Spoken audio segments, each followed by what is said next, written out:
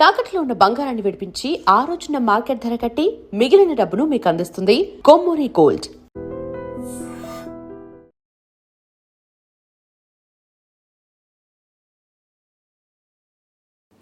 నమస్తే, నేను Kavitha. Welcome to I dream.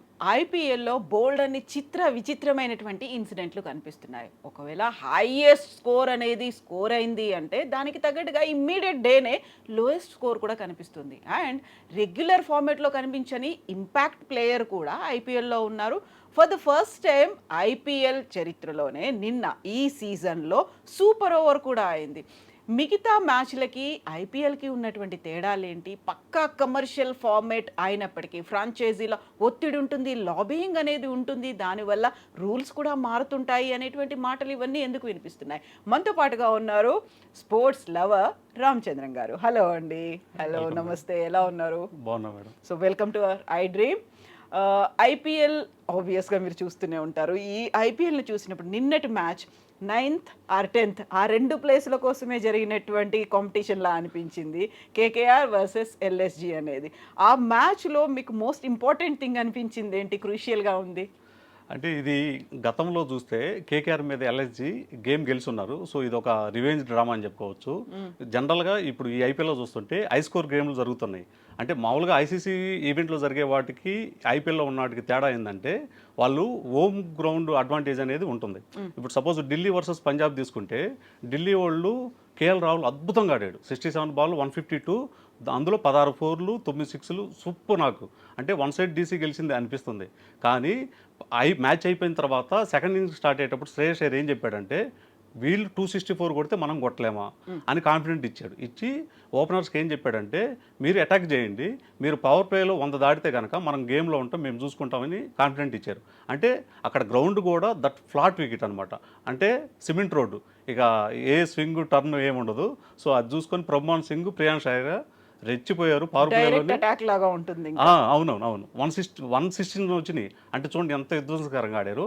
అయినప్పటికీ ఆ చేజ్ని మిడిల్ ఎక్కడ డ్రాప్ కాకుండా కంటిన్యూ చేసుకుంటూ వెళ్తూ దట్టు ఇక్కడ మనం శ్రేయస్ అయ్యర్ బ్యాటింగ్ చూసుకుంటే నెక్స్ట్ లెవెల్. అంటే 1-2 ఛాన్సెస్ వచ్చినాయి కానీ అసలు ఆ కాన్ఫిడెంట్ అనేది ఎక్కడ లాస్ కాకుండా సో చేజ్ చేసేసారు. అదే సిమిలర్ సిచ్యువేషన్ వచ్చి నిన్న వచ్చేసరికి లక్నో గ్రౌండ్ వచ్చేసి వాళ్ళకి బ్యాటింగ్ డెప్త్ లేదు కాబట్టి బాగా slow track, that square point అనేసి బాగా పెద్దగా ఉన్నాయి. ఇక్కడ ఏమైంది సేమ్ సినారియో, 156 అనేది బాగా హై టార్గెట్, గెలిచే టార్గెట్. అంటే నేను అంత జరిగింది ఈరోజు చేజింగ్ కొట్టలేదు అని అనుకుంటారు కానీ లాస్ట్ ఓవర్ 16 రన్స్ అనేది చాలా పెద్ద టార్గెట్, ఈజీగా గెలవచ్చు. మీరు చూస్తే కూడా లాస్ట్ ఓవర్ 17 రన్స్ కొట్టాల్సినప్పుడు అజింక్య రహానే కార్తిక్ త్యాగికి ఇచ్చాడు. ఎందుకంటే వాళ్ళ సైడ్ ఫాస్ట్ బౌలరు, దట్టు యార్కర్లు బాగా వేస్తాడు. అయితే అటుపక్క ఎంఎస్ సింగ్ ఉన్నాడు. ఎంఎస్ సింగ్ అంటే కొత్త ప్లేయర్ అనుకుంటారు కానీ డొమెస్టిక్లో ఢిల్లీ తరపున చాలా బాగా ఆడాడు. ఆ ప్లేయర్ గురించి మన కార్తిక్ త్యాగ్కి బాగా తెలుసు. యార్కర్ వేద్దాం అనే క్రమంలో 2 నో బాల్ వచ్చింది బ్యాక్ టు బ్యాక్. ఇక మొత్తం షేక్ అయిపోయింది గ్రౌండ్లో కూడా. మీరు గమనిస్తే వాళ్ళ కోచ్ అభిషేక్ నాయర్ కూడా బాగా చెమటలు పట్టేసినాయి. సో ఇమీడియట్గా 3 బాల్ అని చెప్పి బౌలర్ని తప్పించాలని ప్లాన్ చేశారు. కానీ ఎంపైర్ ఉన్న రూలు తేవటం వల్ల మళ్ళీ ఇవ్వాల్సి వచ్చింది. కానీ బయట నుంచి మాత్రం స్పిన్నర్కి ఇవ్వండి, నరేన్కి ఇవ్వండి అనేది మనం క్లియర్గా విజువల్స్ చూస్తూనే ఉన్నాం. అయినప్పటికీ సరే మరి తప్పదు కాబట్టి రెహానే కార్తిక్ త్యాగ్ చేత ముందుకి వెళ్ళి వేయించాడు. ఆ తర్వాత చాలా బాగా వేసాడు. అప్పుడు సెట్ ఏమన్నా ఎంఎస్ సింగ్ కూడా అవుట్ అయ్యాడు. కానీ ఇక్కడ వాళ్ళకి దురదృష్టం షమీ రూపంలో వచ్చింది. ఎందుకంటే షమీ అనగానే లాస్ట్ బాల్ 7 రన్స్ ఈజీగా గెలిచేస్తాం అనుకుంటారు. కానీ ఫాస్ట్గా తీసుకొచ్చి షమీకి వచ్చిన స్లాట్లో వేసాడు, స్ట్రైట్ 6 అయిపోయింది. మ్యాచ్ డ్రా అయిపోయింది. ఇక అక్కడ సూపర్ ఓవర్, ఫస్ట్ ఈ సీజన్లో ఐపీఎల్లో సూపర్ ఓవర్ వచ్చింది. ఇక అసలు మామూలు హై డ్రామా కాదు. లో స్కోర్లో ఇంత హై డ్రామా ఈ ఐపీఎల్లో ఫస్ట్ మ్యాచ్ చాలా అద్భుతంగా జరిగింది. కానీ వీళ్ళు వెనక రివెంజ్ మ్యాచ్ గతంలో చూసుకుంటే కేకేఆర్లు గెలవాల్సిన మ్యాచ్ ఎల్ఎస్జి వాళ్ళు ఆ మ్యాచ్లో హాఫ్ సెంచరీ కొట్టి ముకుల్ చౌదరి అని మ్యాచ్ని లాగేసుకున్నాడు. సో వీళ్ళు ఎట్లయినా సరే ఇది గెలవాలని ఉన్నారు. దాని తగ్గట్టే కార్తీక్ తాగిస్తారని చెప్పి వాళ్ళేమో పూరన్ని మార్క్రమ్ దించారు. ఇక్కడ ప్లాన్ వర్కౌట్ చేంజ్ చేసేసి సునీల్ నారాయణ తీసుకొచ్చారు. సునీల్ నారాయణ 8 ఫస్ట్ బాల్ స్లోగా లెఫ్ట్ స్పిన్ వేసాడు, పూరను బౌల్డ్ అయ్యాడు. ఆ తర్వాత సెకండ్ బాల్ పంతొచ్చి సింగిల్ తీశాడు.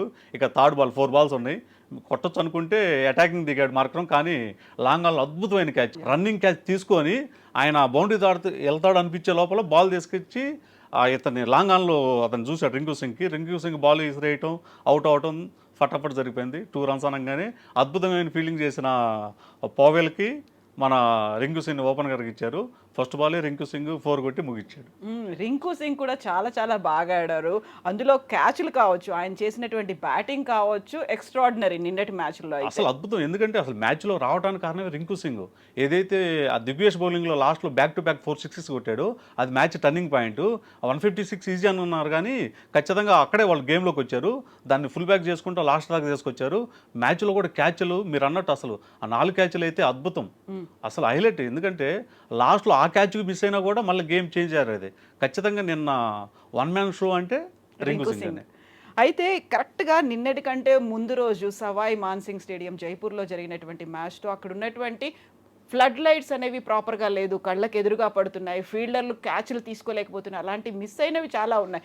ఇది ఎందుకు ప్రాపర్గా చూసుకోలేదు? ఆ స్టేడియంలో లైట్లు ఎలా ఉన్నాయి, ఇంపాక్ట్ ఎలా పడుతోంది అనేది చూసుకోలేదు అసలు. ఇది టెక్నికల్ ఎర్రర్ మేడం. ఎందుకంటే బ్యాక్ టు బ్యాక్ మ్యాచెస్ జరగటం జనరల్గా 2-3 రోజులకు ఒక మ్యాచ్ జరిగితే ఒకటి, డైలీ మ్యాచెస్ ఉండటం వల్ల టెక్నికల్గా కొంచెం లైట్లు అనేది హెవీగా ఉంటాయి. ఎందుకంటే చాలా క్యాచెస్ దాదాపు ఒక మొన్న ఒక్కరోజే 13 క్యాచ్లు చేయాలి అంటే అందరూ ఫీల్డింగ్ రాదనుకుంటారు. కాదు, అలా కాదు. ఆ ఫెడ్ లైట్లో వెళ్తున్న కారణంగా వాళ్ళకి సరిగ్గా బాల్ కనపడకపోవటం ఒకటి.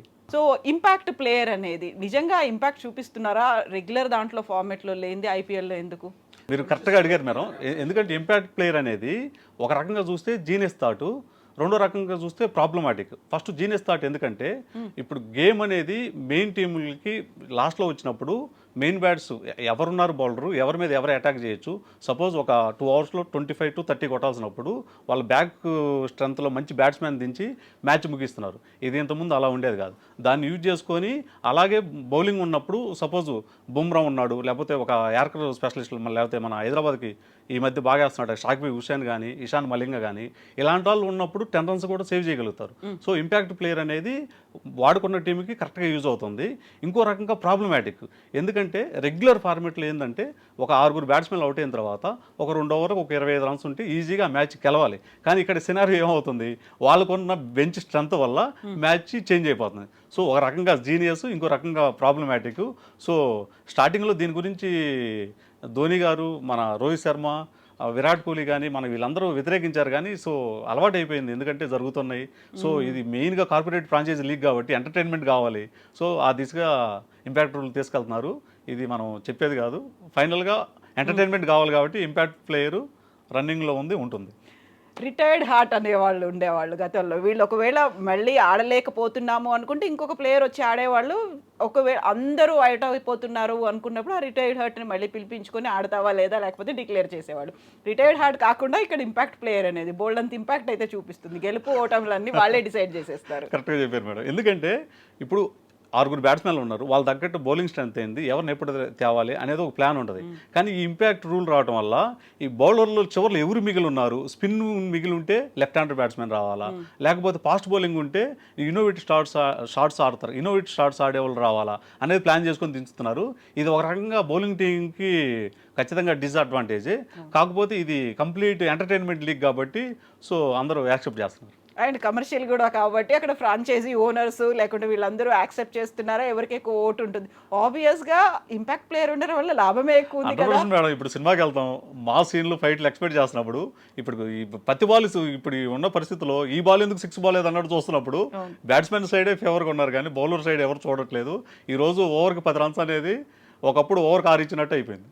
ఎగ్జాక్ట్లీ. సో ఇప్పుడు అక్కడ ఉన్నటువంటి ప్రేక్షకులు కూడా అదే ఎక్స్పెక్ట్ చేస్తున్నారు. ఇందులో మ్యాజిక్ ఏమైనా జరుగుతుందా అనేది చూస్తున్నప్పుడు ధోని వస్తాడు, ధోని ఆడతాడు, ప్రతి ఒక్క అక్కడికి చూడండి ప్రేక్షకుడు ధోని ఆడితే బాగుండు. వీళ్ళందరూ గతంలో లాస్ట్ సీజన్లో అయితే ధోని అవుట్ అయిపోతే నెక్స్ట్ వస్తారు అనేది కోరుకుంటూ ఉండేవాళ్ళు. ఈసారి అసలు ధోని కనిపించలేదు, వెనకాలండి గెలిపిస్తున్నాడు అనుకున్నప్పుడు ధోనిని మిస్ అవ్వట్లేదా ఫ్యాన్స్? ఇది ఎగ్జాక్ట్లీ పాయింట్ మేడం. ఎందుకంటే సిఎస్కే ఫ్యాన్స్ అందరూ కోరుకునేది ఇదే. ఇక్కడ ఏమవుతుందంటే ధోనియే చెన్నై బలం, ధోనినే చెన్నై బలహీనత. ఎందుకంటే ఆయన ఎంటర్ అయ్యేటప్పుడే 126 డెసిబెల్ సౌండ్ వస్తుంది. మీరు గమనిస్తే ఆయన ఉన్నాడంటే చాలు, కనీసం గ్యాలరీలో వచ్చి కూర్చున్నా అది వేరే. ఆయన వికెట్ కీపర్గా ఉండి అనుకున్నాడంటే కొండంత బలం, ఆ వైబ్ వేరు, ఆ వైబ్ నిజం. Exactly madam. అతను రాకపోయేసరికి కొంతమంది వచ్చే ఊహాగానాలు ఏంటంటే కంటిన్యూగా ఇలా అయ్యి ఏదైనా ఒక మ్యాచ్ ఆడి రిటైర్డ్ అవుతారనే ఆలోచన ఉంది. అదేదో కొంచెం చెప్తే ఫ్యాన్స్ అప్సెట్ కాకుండా ఉంటారు. ఆయన కొండంత బలంగా ఉంది, బలహీనతగా ఉంది, వస్తాడు ఈ మ్యాచ్కి వస్తారని. ఆ ఎక్స్పెక్టేషన్ వల్ల చెన్నై టీం కూడా వీక్ అవుతుందా ఏమవుతుందా అనేది అర్థం కావట్లేదు. ఇది ఖచ్చితంగా ఆ ధోని గారే చెప్పాలి సమాధానం దీనికి. ఇప్పుడు సిఎస్కే ఫ్యాన్స్ ధోని కనిపించలేదు, ఓకేలే కనీసం సాక్షి అయినా కనిపిస్తుంది అని అంత సంబరపడుతున్నారు. సాక్షి వచ్చింది కాబట్టి మా సిఎస్కే టీం గెలిచింది అని అంత గొప్పగా చెప్పుకునేటువంటి పరిస్థితికి వచ్చేసారు వాళ్ళు. అవును మేడం. ఎందుకంటే కనీసం జెర్సీ కనపడితేనే సెలబ్రేట్ చేసుకుంటారు. అసలు ధోని ఉంటే ఆ వైబే వేరు. నెక్స్ట్ మ్యాచ్లకైనా వచ్చి ఉంటే సిఎస్కే ఫ్యాన్కి ఖచ్చితంగా బూస్టే. రాకపోతే మాత్రం ఇది ఖచ్చితంగా టీంకి బలహీనత ఇలాగే డౌన్ అవుతుందని నేను అనుకుంటున్నాను. సో ఇప్పుడు బలం బలహీనత గురించి మాట్లాడుకుంటే ఆబ్వియస్గా హోమ్ గ్రౌండ్లో ఆడుతున్నారు అంటే ఆ టీంకి అది చాలా బలంగా కనిపిస్తుంది. ఎంతైనా కొడతారు, అక్కడ చీర్ అనేది క్రౌడ్ చీర్ కనిపిస్తుంది. బట్ ముంబై ఎందుకు వరుసగా 3వ మ్యాచ్ హోమ్ గ్రౌండ్లో ఓడిపోయింది? ఇక్కడ 2 కారణాలు మేడం. అక్కడ అది ఛాంపియన్ టీం కాదనలేదు. అక్కడ ఏంటంటే ఏదో కోఆర్డినేషన్ మిస్ అవుతుంది అనిపిస్తుంది. ఎందుకంటే ఎవరికి వాళ్ళే ఛాంపియన్స్. ఇప్పుడు కెప్టెన్ హార్దిక్ పాండ్యా ఉన్నాడు, అతను నెంబర్ 1 ఛాంపియన్, ఎన్నో ఐపీఎల్ ట్రోఫీలు గెలిచాడు, నెంబర్ 1 ఆల్రౌండరు. ఇక Suryakumar Yadav recent world cup champion, Rohit Sharma ఉన్నాడు, అతను ఛాంపియను. ఇట్లా నెంబర్ ఆఫ్ బూమ్రా చెప్పేది కాదు. ఇట్లా అందరి మీద కలిసి కోఆర్డినేషన్ ఏమైనా మిస్ అవుతుందా అనిపిస్తుంది. వాళ్ళు ఎప్పుడైనా కంబ్యాక్ అవుతారు, ఇక్కడి నుంచి పుంజుకుంటారని నేను అనుకుంటున్నాను. సో ఇప్పుడు మనం ఎస్ఆర్హెచ్ గురించి మాట్లాడుకుంటే ఎస్ఆర్హెచ్ కెప్టెన్ కమిన్స్ బ్యాక్, ఆయన వచ్చాడు. వచ్చిన తర్వాత మళ్ళీ గెలుస్తుందా లేదా? ఎందుకంటే వరుస మ్యాచ్లన్నీ గెలుస్తూ వచ్చింది. కమిన్స్ వస్తే మళ్ళీ అక్కడ సెంటిమెంట్, ఆ మ్యాచ్ కూడా మనం గెలిచాము వర్సెస్ రాజస్థాన్ రాయల్స్ మీద. ఎలా ఉంది ఇప్పుడు ఎస్ఆర్హెచ్ టీం? గతంలో అయితే ఓడిపోతుంది, అసలు వెళ్తామా లేదా ఇలాంటి కండిషన్లో? యాక్చువల్గా పర్ఫెక్ట్. ఎందుకంటే ఇషాన్ కిషన్ నుంచి మన పాత్ కమిన్స్కి కెప్టెన్సీ ఇవ్వడం అనేది నెంబర్ 1 మంచి నిర్ణయం. ఎందుకంటే అసలు ఇలా టీం బిల్డ్ అవడానికి కారణమే ప్యాట్ కమిన్స్. 2024లో ఫైనల్ దాకా వెళ్ళి రన్నర్అప్ అయ్యారు, ఈ మోటివేషన్ ఇచ్చాడు అంటే ప్యాట్ కమిన్స్ చేసిన వర్క్ చాలా ఉంది. ఎందుకంటే అప్పుడే వచ్చిన పులి అభిషేక్ శర్మ కానీ ఓపెనర్స్ని గో హెడ్ మీరు పవర్ ప్లేలో, అసలు అభిషేక్ శర్మ రూల్ ఏంటంటే ఐపీఎల్ ఏ ఓపెనర్కి లేని స్వేచ్ఛ అభిషేక్ శర్మకి ఇచ్చారు. ఎందుకంటే ఫస్ట్ బాల్ నుంచి అటాక్. ఎందుకంటే పవర్ ప్లేలో మనకు ఒక అందిస్తే, పవర్ ప్లేలో మనకు ఒక 100 రన్స్ వస్తే మ్యాచ్ 1 సైడ్ అయిద్దని చెప్పి ఆ మోటివేషన్, ఆ కాన్ఫిడెంట్ ఎస్ఆర్హెచ్ ఈరోజు ఈ టీం ఇలా ఉందంటే ప్యాట్ కమిన్స్. సో అది చూసి ఈ మొత్తం బిల్డ్ చేసిన టీమే స్టార్టింగ్ 3 మ్యాచ్లు ఆడారు. ఉన్నత్ గత్తు, హర్షల్ పటేల్ కొంచెం మిస్ఫైర్ అయ్యారు. ఆ తర్వాత బ్యాక్ ఎండ్ నుంచి సపోర్ట్ చేస్తూనే ఎవరైతే ఈ నెట్ బౌలర్స్ ఉన్నారో షాకిబ్ హుసేన్ కానీ ఇలా ప్రఫుల్ ఇంగే కానీ వీళ్ళిద్దరిని వెనక ఉన్నది కూడా ప్యాట్ కమిన్సే. సో ఖచ్చితంగా రావడం వల్ల నిన్న ఇషాన్ కిషన్ కూడా మ్యాచ్ అయిన తర్వాత కూడా అన్నాడు, నాకు ఇంకా ఈజీ అయింది జాబు, నా బెస్ట్ నాకు ఇంకా రాలేదు, ఆడాలి వికెట్ కీపర్గా, ప్లస్ నా బెస్ట్ బ్యాట్స్మెన్ మీరు చూస్తారు, ఆయన వచ్చిన తర్వాత నాకు చాలా బాగుంది అన్నారు. ఏదో ఆయన వచ్చేసారు మ్యాచ్ ఏదో అయిద్దని అనుకున్నారు కానీ ఇది పర్ఫెక్ట్. ఖచ్చితంగా టైటిల్ రేస్లో ఎస్ఆర్హెచ్ కూడా ఉంది. సో ఇప్పుడు టైటిల్ రేస్ గురించి మాట్లాడుకున్నప్పుడు గత season winner RCB Virat Kohli, నిజంగా ఆయన వచ్చాడు అంటే ఆ స్టేడియం అంతా ఊగిపోతుంది. రేటింగ్ కూడా విపరీతంగా పెరుగుతుంది. అక్కడ వ్యూవర్స్ కౌంట్ కూడా క్రోర్స్లో ఉంటుంది కదా. So RCB team and Virat Kohli ఎట్లా కనిపిస్తున్నారు మీకు?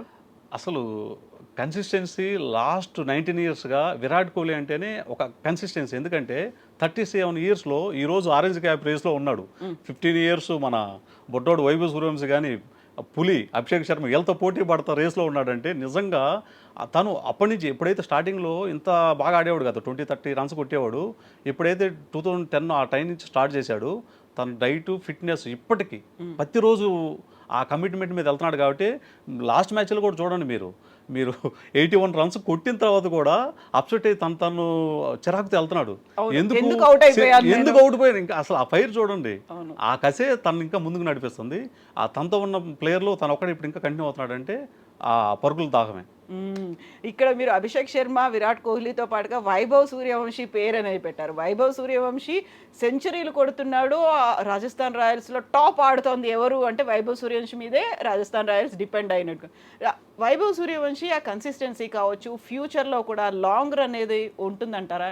ఎగ్జాక్ట్లీ మేడం, ఖచ్చితంగా ఉంటుంది మేడం. ఎందుకంటే వైభవ్ సూర్యవంశీ ఏదో కొత్తగా వచ్చాడు, ఏదో 2-3 మ్యాచ్లు ఆడి వెళ్తారని అనుకున్నారు కానీ బేసిక్గా వైభవ్ సూర్యవంశీ టెక్నికల్గా బాగా సౌండ్. బ్యాటింగ్లో మీరు చూస్తే అందరూ ప్రాపర్ క్రికెట్ షాట్ షోల్డర్ నుంచి బ్యాట్ తీసుకొస్తారు. మనోడేంది బేస్బాల్ క్రికెట్ ఆడతాడు. ఎట్లా అంటే ఇంకొంచెం బ్యాక్ నుంచి కింద నుంచి స్వింగ్ చేస్తాడు. దట్టు బాలు చూసి కొట్టేటప్పుడు కూడా బాల్ ట్రావెల్ అయ్యేటప్పుడు బాల్ అండర్నీత్ వెళ్ళి మిడిల్ చేస్తున్నాడు. దట్టు ఆ బాల్ ట్రావెల్ కూడా ఎలా ఉంటుందంటే మిగతా వాళ్ళతో పోలిస్తే బౌండరీ లైన్ దగ్గర అదే ఫోర్స్తో వెళ్తుంది. అంటే తనకి స్క్వేర్ బౌండరీ అనేది చిన్న మ్యాటరు. సో ఫ్యూచర్లో విధ్వంసకరమైన ఓపెనర్ అవుతాడు. టీమిండియాలో కూడా తన ఏజ్ 15 నిండింది కాబట్టి ఖచ్చితంగా త్వరలో టీమిండియా ఓపెనర్గా చూస్తాం. బేస్బాల్ లాగా అంత ప్రెషర్ పెట్టాలి, అంత ఫోర్స్తో ఆడాలి, బ్యాక్ నుంచి తీసుకోవాలి అంటే ఎక్కువ స్టామినా అనేది ఉండదు. ఇంత స్టామినా పెట్టి ఆడుతున్నాడు అంటే లాంగ్ రన్లో ఓకేనా, అంత ఫిజికల్గా కూడా ఆయన మెయింటైన్ చేయాలి, అదే కన్సిస్టెన్సీ మెయింటైన్ చేయాలి. ఆయన భుజాల మీద విపరీతమైనటువంటి బరువు బాధ్యతలు పెట్టారు కాబట్టి. ఎగ్జాక్ట్లీ మేడం, ఇది ఖచ్చితమైన పాయింట్. కన్సిస్టెన్సీ వెళ్ళేది అనేది ఫిట్నెస్ లెవెల్ వాళ్ళు వెనకున్న కోచి వాళ్ళు ఉన్న పెర్ఫార్మెన్స్ ఇండివిజువల్ మీద ఉంటుంది. కానీ మనోడు ఉన్న టెక్నికల్ సౌండ్ ఏంటంటే బేస్బాల్ స్వింగ్ బ్యాక్ నుంచి ఇది చేయడం వల్ల మీరు చూస్తే కొన్ని బాల్ యార్కర్ బాల్ కూడా ఆ ఫోర్స్లో స్ట్రైట్ డ్రైవ్ అన్నీ కూడా 4 వెళ్తున్నాయి. అంటే టెక్నికల్గా బాగా సౌండ్. మీరు అన్నట్టు ఆ ఫిట్నెస్, ఆ కోచ్ వాళ్ళు ఉన్న వెనక ఖచ్చితంగా బాగా పట్టించుకుంటే ఫ్యూచర్లో మంచి స్టార్ ఇలాగే కంటిన్యూ అవుతారు. సో ఇప్పుడు ఈ సీజన్లో హాట్ ఫేవరెట్లు ఎవరంటే ఏం చెప్తారు మీరు? ఇక వీళ్ళ ఖచ్చితంగా Punjab, RCB, SRH. Okay, Punjab, RCB, SRH ఎవరు టైటిల్ విన్నర్ అవుతారు? ఇప్పుడు దాకా పంజాబ్ ఓడిపోలేదు, అలా అని చెప్పలేము. ఎందుకంటే మనం గతంలో టీమిండియా వరల్డ్ కప్ ఓడిపోయినప్పుడు కూడా బ్యాక్ టు బ్యాక్ గెలిచి లాస్ట్లో ఓడిపోయాం. సో అలా చెప్పేది కాదు. ఈ మూడిట్లో మాత్రం ఖచ్చితంగా 3 వీటిలో ఏదో ఒకదానికి అవకాశం ఉంది. ఎస్ అండి, thank you so much Ramachandra గారు. మళ్ళీ మనం కంటిన్యూ చేద్దాం. ఎవ్రీ ఎపిసోడ్ అంటే ఎవ్రీ మ్యాచ్ తర్వాత ఎపిసోడ్స్ చేసుకుందాం. Okay, థ్యాంక్ యూ అండి. Okay. Thank you.